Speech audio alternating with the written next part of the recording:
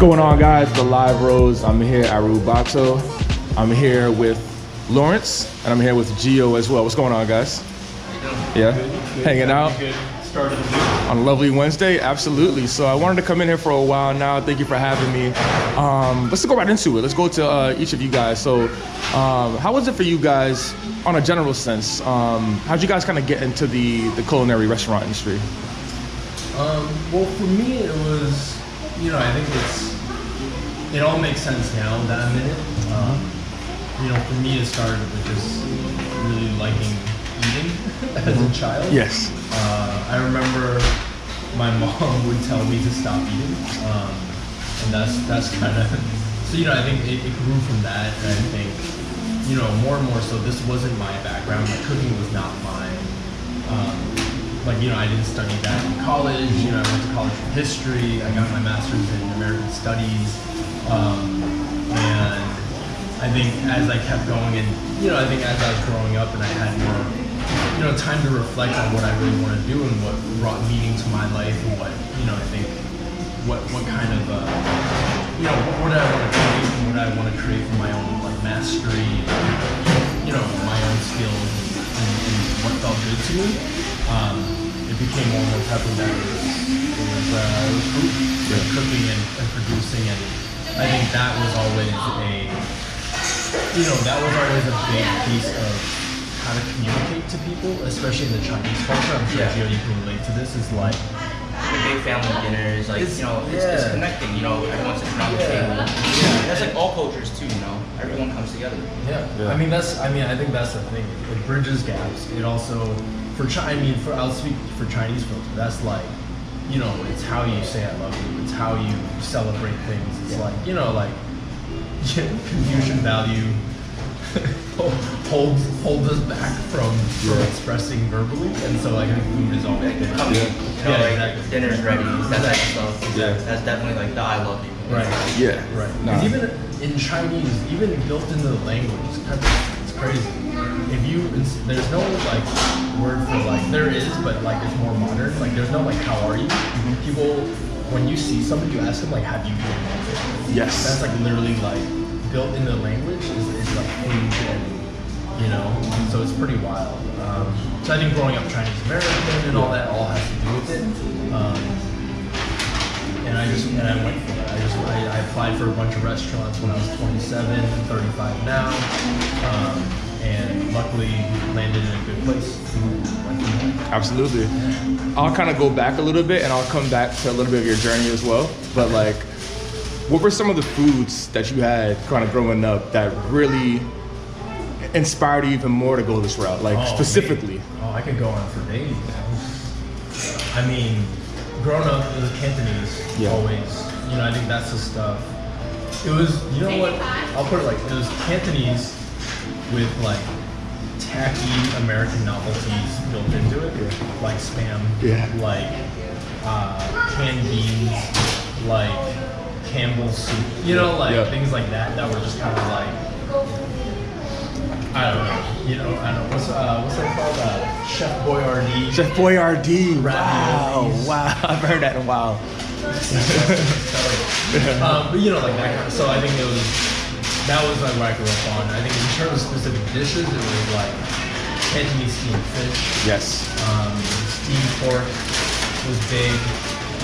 Always had the greens. Ever had bitter melon soup? I don't like bitter melon. I love it. I had this conversation in class yesterday, and it ranges from Vietnamese culture to Chinese culture as well. But growing up, bitter melon soup was one of my favorites. But it's sort of become a meme within the community. It's yo, that was trauma for me. That was trauma. But I liked it though. You say that. Yeah. And I think that's. I think to your point, everything. There's these kind of very specific food memories and associations that I think. If you talk to any chef, they're gonna have it, right? Or anybody in the world, they're gonna have it. I think that's kind of speaks to the power of food and kind of how it carries over. And I think as a chef, it's exciting to kind of take that and be okay, I can make steamed fish, I can make bitter melon soup. Yeah.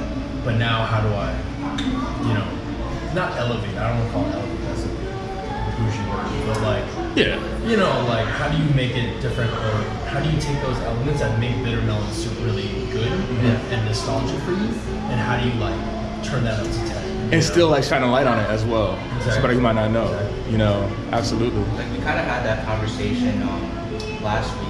It was about just like the idea of like Chinese food in America and how it was like a foundation for Chinese immigrants to like just build their life and stuff like that. But at the same time, like some people now would say that that's become bastardized with like, you know, like the classic like hole in the wall Chinese spot. Yeah. People like that's not like truly authentic, but they had to adapt like To, like, the way- American yeah. palates in order to survive. And that's like that's really interesting to me. Like when we talk about that. Yeah, I think when we talk about food, I mean, again, I'm gonna speak to Chinese, you know, the Chinese American kind of experience Absolutely. and community, and food. But I think food is just, I mean, it was everything. It's survival. It's, you know, like when we came here, like there's a reason why Chinese restaurants are a thing, you know, and like in every single neighborhood you go to. What was the thing? I think it was from Jenny Lee in her book Fortune Cookie Chronicles. I think she did a study where it was like, I think McDonald's, Burger King's, and Wendy's combined. There's still more Chinese restaurants in the U.S. Yeah. than all those combined. I'm like, that is a crazy stat. I did not know that, yeah. So like even that's like every suburb has one Chinese restaurant. Yeah. You know what I mean? Makes sense. And then cities have multiple. But like that's crazy how like that's to the level of kind of like how much food has been part of the Chinese American survival in this Yep. country. You know? Absolutely. Yeah. Very nice. So we'll kind of fast forward a little bit. Talk about a little bit of your journey. It's along the way, like the beginnings and up until now, and then we get into Rubato for sure. Yeah. Cooking journey. Cooking journey. Okay. We'll go into personal as well too. Yeah. I mean, essentially, I was working in community organizing in an organization called the Chinese Brigade Association in Chinatown, Boston. And I love that job. It was great, very meaningful, meant a lot to me, and felt really good. I decided to take a year off and go to China, just like kind of do some self-reflection. And I think from that I came back and wanted to connect with something a bit more, I think, from a visceral point of connection and kind of like what felt good to me. I want to work with my hands more. I wanted to like create something. And I think cooking was naturally, from what I said before, is like cooking was kind of a natural path. And so, I was essentially like, listen, like, we're just gonna apply to whatever restaurants we're taking. I know experience. I'd done some like community cooking stuff. We had like catered a friend's wedding and like, had this kind of amateur activist cooking catering circle kind of a thing. But essentially, no professional experience. And I was like, fuck it, I'm just gonna send like my resume and just try and convince whatever chef to take me on. And be like, listen, like I was prepared to be like, listen, I'll work for free for 2 weeks. Listen, like, whatever gets the job done. Absolutely. Yeah. And if I can't handle it, then I'll leave. But I was ready for that. Luckily, I didn't have to do that. I sent my resume. I think at that time, I was like on Yelp. Anything with like 4 stars or more, I was like, send it. Send it. I didn't really know much about the industry and what restaurants and what. I got like 2 replies essentially, and I did a trial, or I did like a night working in 2 different places. I won't say what the other one was, but the one that I took was Liliana in Cambridge, which is well-known James Beard award-winning chef connoisseur tune. And at that time I didn't know. I didn't know what any of that meant. I was just like, oh, cool. And I was like, oh, Mediterranean food. What does that mean? And I was like, oh, falafel. It's like, yeah, I'll try that. Why not? Like, I'll go into it. So I started cooking there, and I fell in love with it. I enjoyed it. I loved intensity. I loved kind of the, pieces of it where it was just like, you start your first night and you're like, this is impossible. How do people do this? The next night you're like, oh, okay, I've done it. I survived. A week later you're like, that wasn't too bad. 2 weeks later you're like, I'm crushing it. Whatever it is, right? It's just like that kind of growth and that speed, and you're creating these like, beautiful dishes that people are enjoying, and you can see them and they're like, you know, you're getting compliments in the kitchen and stuff. You're just like, oh shit, like this is dope. Yeah. This feels really good. Yeah. And I love like the focus you need and all that to like work the line. And you know, I fell in love with that and just wanted to keep going. And the goal was always to open my own restaurant. Yes. And I was always like, you know, I'll know when I'm ready to do that. And at that point, I definitely wasn't. So I just wanted to learn. Yes. I just wanted to just keep going, just keep learning, keep pushing. And I was there for 3 years, and then I went to backtrack a bit. I met my now wife in China when I was there. She was studying business there, but she grew up in Switzerland and studied in France and stuff like that. But essentially, we wanted to, you know, be together and live together. So we decided to try and go for London as a city. So then I moved to London and Halfway, right? Halfway back. yeah, halfway back. Exactly. I was like, somewhere where I could speak the language and, you know, and cook. Yeah. So London was huge for me. I worked for a place, or a chef named Sunan Kazan. She's well respected in London, and she had one restaurant, was opening a second one, and I was set to be her sous chef for the new restaurant. And then kind of worked my way up from there, and like learned. I mean, I got my ass kicked in London. It was in the best way. I mean that, and just like learned kind of, you know, what it took to be in a big food city. Yeah. Like, you know, cooking like and competing and all these things, and like, you know, in such a big city where there's like all these crazy good chefs like from all around the world there. It's like a melting pot. Yeah. So, and then COVID hit, and you know, originally we were supposed to open a restaurant there. I was telling Gio literally just now. I was like, essentially the plan was to open a restaurant. You know, there was an investor that was interested in all these kind of things, and like, the plan was to open a restaurant in London. But COVID hit, and things kind of fell apart. And I was like, okay, where do we go from here? And so my mom called me and was like, listen, you know, she's like 68 now. She's like, I don't want to run this bakery anymore. Yeah. You want to come back and take over? And so, you know, she's asked me before, like several years ago, she's like, in 5 years, you want to take over? I was like, nah, I don't want this place. It's tiny. It's like in Quincy, you know, like no one knows where Quincy is. With all due respect, of course. Yeah, of course. I was like, nah, I don't want that. I'm a real chef. But I think given the kind of context and the times and like, you know, where I was at as a chef and stuff, I was like, you know what, this sounds like a really good opportunity. Absolutely. To kind of continue this legacy, to build off what my mom has built over the last 22 years. And we moved back and we opened Rubato. Like that. That's awesome. That's a crazy journey, actually. And one thing you kind of spoke about too is like your readiness. You know, I think that's a big thing. You know, of course, there's times where we kind of like feel like we're ready, right, for like a lot, whatever it might be, and we kind of, you know, I won't say jump the gun, but we kind of just gonna go for it, you know. And sometimes that's needed, right, to like kind of like propel yourself. But it sounds like you were very self-aware of like where you were in your journey, personally and like in your career as well too, which I think is huge. You know. Go ahead. Yeah. No, I think that's important. And again, Gio and I were literally just talking about this in the kitchen earlier. But like, I think it's hard to know. Right? It's hard to know. Like, how do you know when you're ready for something unless you do it? Right? Yeah. And so it's easy to say like, okay, like I feel ready. I can cook now. Like, you know, like 2 months in the job, it's like, yo, beast now. I'm a chef now, and I'm like, of course you're not, right? Like, cook it for 2 months, like, but I think it is about that awareness, and it's about looking around, and this is for you, Gio, too. Like, you know, I think as you figure out, like Gio's 19, he's a young buck, and so when you're looking around, kind of like, you know, what you want to create. So if you want to, like, you look at a restaurant, you're like, oh, I want a restaurant with that. But then you gotta like look at the chef and be like, what's their background? Did they cook for 2 months and then they're like, fucking, I'm open a restaurant, and they're just like really good at cooking, and it's this natural capability. Some people have that, right? And they're like naturally good chefs, but without kind of the training and the practice and all that, you're just, you know, no matter how good you are in your intuition, you don't have that practice. And so I think that's something It's also about like the business aspect as well, right? Because, you know, you're working as a cook, you know, sous chef, etc., you're mainly in the back of the kitchen, you know, back of house.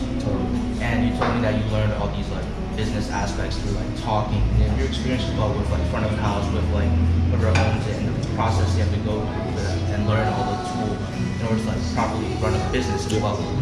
That's a really good point, because that's like, you know, in London I was the head chef of the restaurant, and like even that is like you're responsible for essentially the kitchen half of it. Yep. And the other half, you're still like, okay, you have some sense, right? Like you know because you've been around it, but you don't, you know, you're not in the depths of it, right? You're not doing the kitchen stuff. Just the higher up you go, the more responsibilities you have. Of course. And the more you're like, okay, like now it's on me. Like as a head chef, you're like, then it's on me to make sure that our food costs are at 28% or lower. Yeah. You know, like it has to be. And like if not, then I'm in trouble, right? Or whatever it is, right? These are the things that, you know, I think as a line cook or as, you know, whatever, your first job in the kitchen, like you're not gonna get those things. Yeah. You know, and I think it takes that practice and it takes that, you know, time, and I think it takes that, like, you know, it takes that experience. Absolutely. You know, and not that you have to have it again. If you're like, you know, I just want to like do YouTube tutorials, nothing wrong with that. You know, you might not need that experience. That's okay. Yep. But again, if you want to compete with those chefs that are like banging out like really good food day in day out, like you gotta learn from them. You know, Absolutely. You can't just, even if you can cook real good at home, like It's a different level. yeah, you can't compete with the pros. Absolutely. Yeah. Let me piggyback on that as well too. Gio, how long have you been here, and what have you learned so far from Laurence?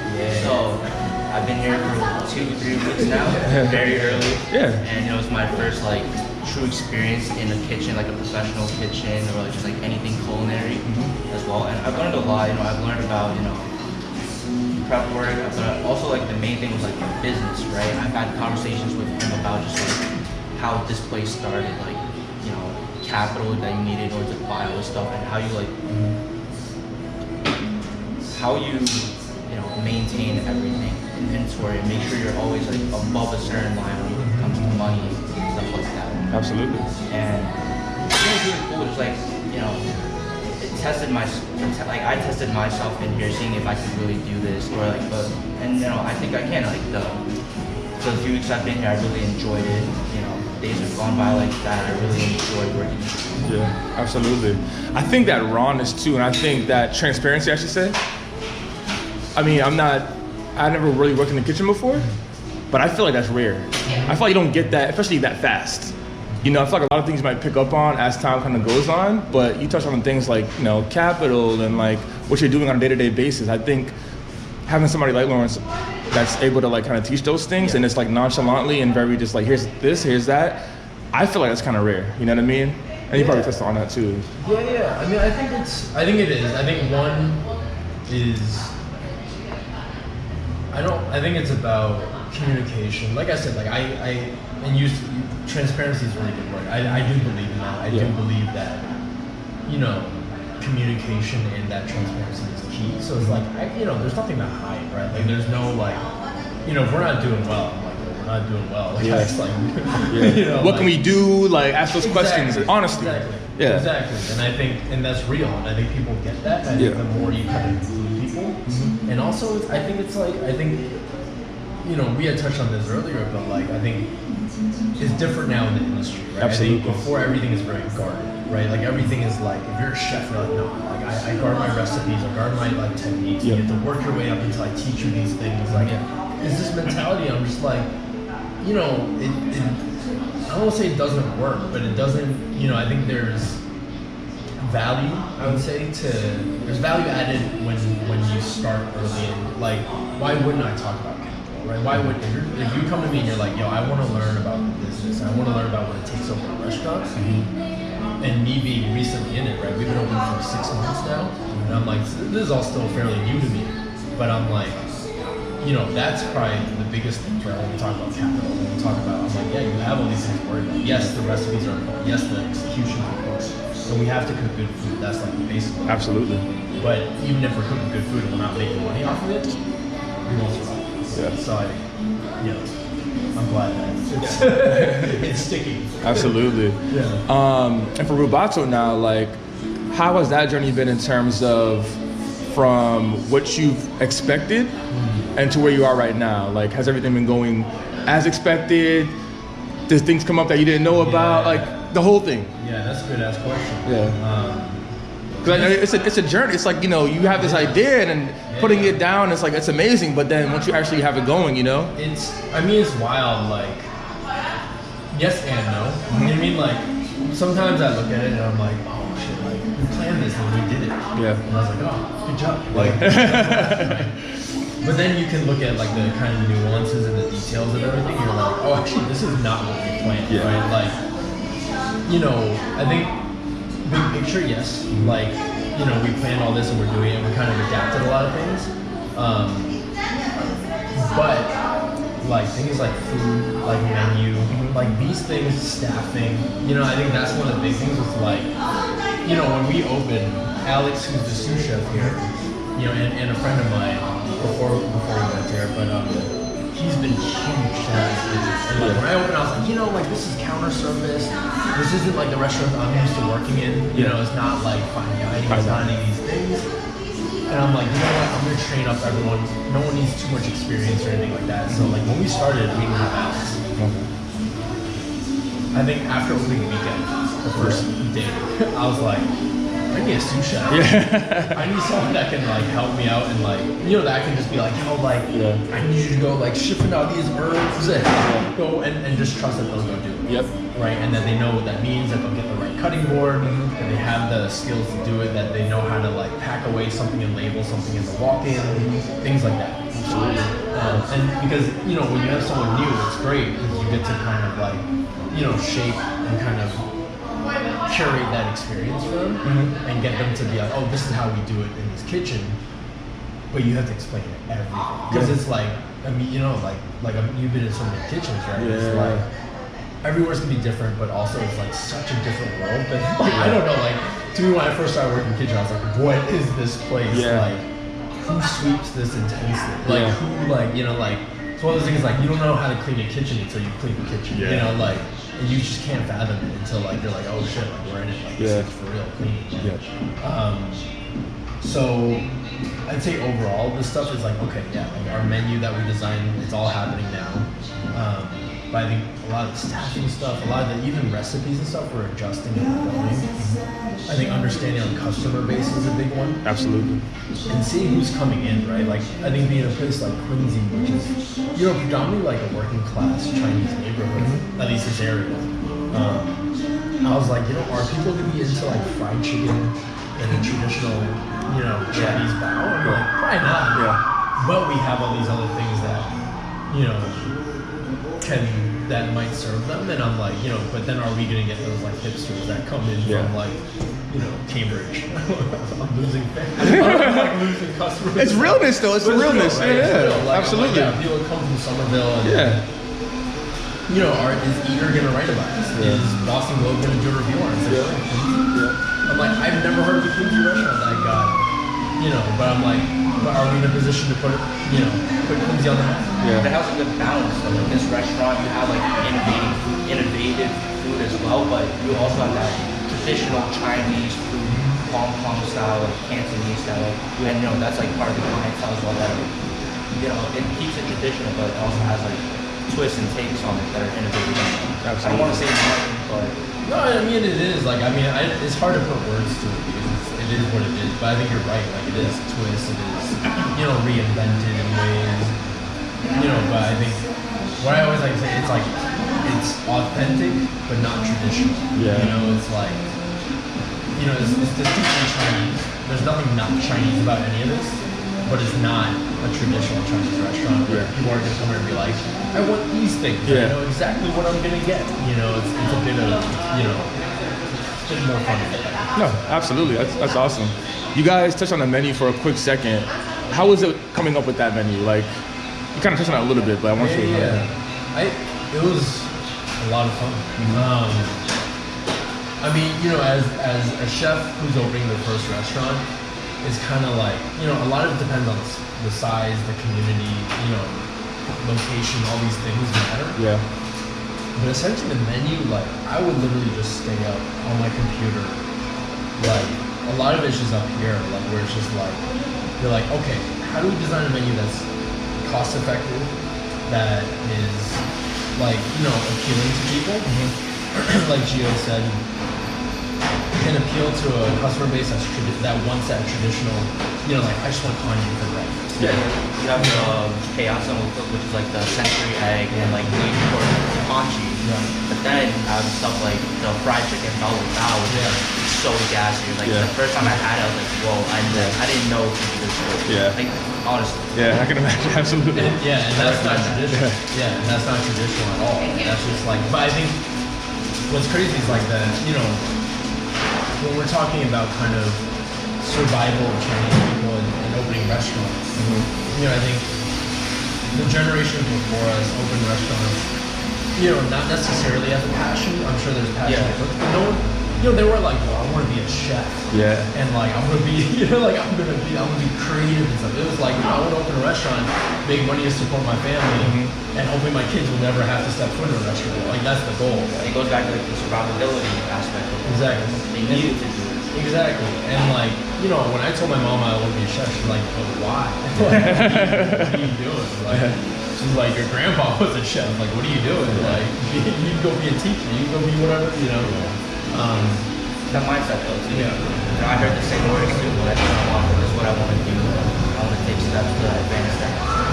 It's like, it's an immigrant mentality to some sense. They came here to give us a better life. Right. Things like that. But at the same time, we have these passions that might not necessarily align with theirs. Right. And it's a privilege, right? It's a privilege to have that freedom to want to be creative and be like, you know what, I'm going to take a financial risk in my life and like be a chef and open a restaurant where like the margins are like that, you know? And, I think that's a privilege. It's built off the back of like, what the generations built before us. Absolutely. But I'm also like, I think we need to embrace that, right? Because we need that as well, right? I think it's funny because I think for future generations, I think it's going to become more of a thing, right? If you see more successful young chefs cooking the food that, that means something to them, and kind of reinventing this cuisine in different ways, then I think it's going to be more feasible. Then maybe, for our kids, we're not going to be like, oh no, don't be a chef. They're like, oh, okay, you want me to? Yeah. You be like that YouTuber. You can be like that. There's options, right? It exists now. Before it didn't exist. We're like, if I say chef to my mom, she's like, if you want to be like, you want to work those hours in a Chinese restaurant. I'm like, no, it's not that kind of shit. Different kind of shit, so. Times have changed. So times have changed. And I think this menu really is about, playing on nostalgia, playing as, I think as a chef, it's kind of like you have to ask yourself, like, what are you positioned to cook? Right? Like, I'll keep it real. Like, I don't, like, I mostly cook Turkish food. Professionally, right? Oliana, Oklava, Kayseri, these are all Turkish restaurants I cook at. And I learned a lot, technique and all that kind of stuff. Regardless of cuisine, it's like you just learn how to cook. Like a good piece of fish cooked, doesn't matter what cuisine it is. If it's cooked well, it's cooked well. Like, you know what I mean? Like, I don't mean well done. Like, I mean like perfectly cooked. And I don't feel like I'm positioned to open my own restaurant and be like, I'm gonna cook Turkish food. Because I don't have that experience. I don't have that authority on that food. That I'm like, this means a lot to me and I want to cook it, right?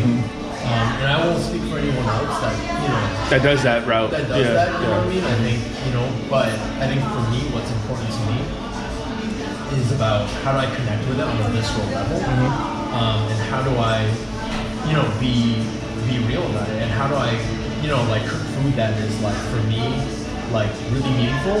And like, how do I create a restaurant? I'm like, if I want a restaurant down the street from my house, which I live down the street, it's like, what would that be? And that's what Rubato really was. It was kind of like, I wanted, quick, affordable, easy, comforting, accessible. Like, these are the things that I'm like, that's what we're trying to build. Absolutely. And then there's the other piece around like, okay, food costs, crossover, ingredients. If we're using soy in one place, can we use it in another place? If we have beef brisket here, can we also put it in a bao? That kind of stuff. Absolutely. what's the most requested or bought item here, or like top 3 you'd say? 100% number 1 is the fried chicken bolabao. Yeah. 100%. That quickly became our signature dish. It was Yeah. just like, oh, I didn't even expect it like that. Yeah. I knew that would be like, I was gonna try and build it up to be our thing, but like out the gates, it was like day 1. People were just like, yo, there's a funny anecdote. My wife was, after opening weekend, this was like the 2nd week we were open or something like that. My wife was coming in, she was walking into the restaurant, and these 2 guys driving by just like started honking and was like, and she's like, scared, and then they're like, get the fried chicken. And she was like, I own this place. I know. I'm like, it's so good. And so I think that caught on and it's been a thing, and so I think that's definitely top 1. I would say the other one is probably the lava egg yolk French toast. So it's this, it's a 3-layer French toast that's battered in egg and then deep fried. The inside is this salted egg yolk custard that's like molten and it kind of it just comes out. It oozes out. Absolutely. That was like a take on like a traditional dim sum item, but it came in a bow, just like your take on it. Exactly. It was, and it's kind of, we have modern kind of elements to it as well. Like we put this kind of like caramelized cookie crumb on top. Yeah. That's a bit more of like the fancy cooking part of it, but I think it adds texture and it's really good sweetness to it. And then I'd say the 3rd item is the beef brisket cheese choke bun, which is steamed rice noodles. And that's, I'd say those are the 3 top 3. For sure. To kind of wrap things up a little bit, Gio, what are some things that you want to take away? I asked you earlier what you're taking away so far, but before you if you do depart, what things do you want to take away before you depart? Honestly, I know you're an intern, so.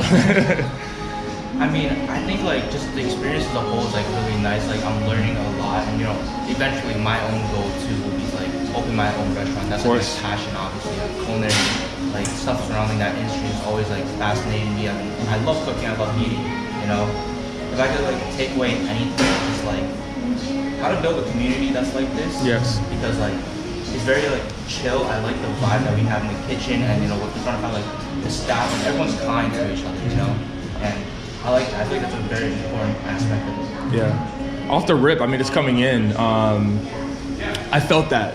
I felt that relaxation. It didn't feel like intense. There's nothing wrong with being intense, because that's just how some operations operate. But also, I saw the discipline. I saw you're helping the guy come in with like the boxes and everything like that, and letting everybody know what's going on. So I see both kind of hands of it, and I think they're both needed as well. So that's awesome. And then Laurence, kind of wrap it up as well too. What would you kind of tell aspiring restaurant owners or chefs? Give them some words that you think that they could use, kind of coming into that space. That's a good one. I would say, I've said this to Gio already a few times, but I'd say there's a lot of different ways to do it. I think you have to play on your own strengths and figure out what you want and what you're good at and what feels right. I think I think for young folks like Gio being 19, it's like you have so much time. Like I didn't start cooking until I was 27, and I think I'm grateful for that. When I started, I was like, it was always the mentality I had to catch up. And catch up to other people that cooked when they were like 21, 18 years old, right? And I think I'm grateful that I went to it because it's about how you do it and how you approach it.